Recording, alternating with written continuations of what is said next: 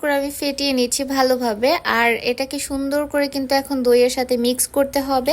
কেনা দইয়ের সাথে কিন্তু আমার বানানোর দইয়ের কালার একদমই মিলে গিয়েছে। আমি এত খুশি হয়েছি কি বলবো, বোঝার কোনো উপায় নাই যে এটা আমি বাসায় বানাচ্ছি। আমি তো ভীষণ রকমের এক্সাইটেড এটা লাস্ট ফিনিশিং দেখা অবধি, মানে আমি তো ওয়েটই করতে পারছি না। এনিওয়েজ আমি হচ্ছে এই ছোট ছোট পাত্রের মধ্যে এখন এটা রেখে দিব সেট হওয়ার জন্য। একে একে আমি হচ্ছে ফুলফিল করে নিচ্ছিলাম এই ছোট্ট ছোট্ট হাঁড়িগুলো। তোমরা চাইলে কিন্তু এই পর্যায়ে চুলার উপরে 10 মিনিটের মধ্যেই হচ্ছে দইটাকে বানিয়ে নিতে পারবা। তো আমি এমন কিছুই করব না, আমি হচ্ছে জাস্ট ফয়েল পেপার দিয়ে সুন্দর করে এটার মুখটাকে আটকাই দিয়ে তারপর হচ্ছে কাঁথা টাথা যা আছে সবকিছু দিয়ে এটার উপর ভার দিয়ে রেখে দিব। তো এটা আমি সকালের টাইমে বানিয়েছি, এটা আমি বিকালে বা সন্ধ্যার আগ দিয়ে হচ্ছে তোমাদেরকে দেখাবো এটা কেমন হয়েছে। সত্যি বলতে আমি যখন এটাকে খুলেছি আমি তো বিশ্বাসই করতে পারছি না যে এটা আমি নিজ হাতে বানাইছি। তবে এটা একদম দোকানের মতো অনেক বেশি ঘন হয় না, বিকজ আমি যে দই বীজটা ব্যবহার করেছি সেটা আমি একদমই ছেঁকে নেই নাই, যার কারণে এটার মধ্যে পানি ছেড়ে দিয়েছে। পরেও আমি অনেক বেশি হ্যাপি, বিকজ এটা যেহেতু আমি প্রথম বানাইছি তো আমার কাছে তো বেশ ভালো লাগবেই। আর এটা কিন্তু